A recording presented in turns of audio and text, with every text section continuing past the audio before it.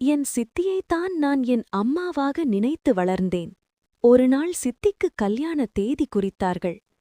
அந்த செய்தி கேட்டதும் நான் உடைந்து போய் அழுதேன். என் அம்மாவுக்கு ஏன் கல்யாணம்? என்னையும் என் அம்மாவையும் பிரிக்காதீர்கள் என்று கண்ணீருடன் கெஞ்சினேன். அப்போதுதான் அந்த உண்மை சொன்னார்கள். உன் அம்மா சித்தி இல்லை. அப்போது நான் கேட்ட ஒரே கேள்வி, அப்போ என் அம்மா யார்? பாட்டி சொன்ன உண்மை என் மனசை உடைத்தது. அப்போது எனக்கு வயது 6. சித்தி இல்லாத நாட்கள் எனக்கு மிக கடினமாகவே சென்றன. எனக்கும் சித்திக்கும் இருந்த பந்தம் அவ்வளவு ஆழமானது.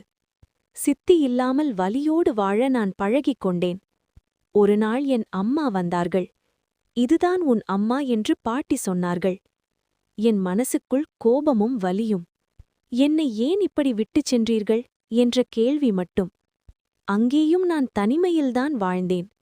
இதுவும் கடந்து போகும் என்ற நம்பிக்கையோடு நான் வாழப் பழகினேன்.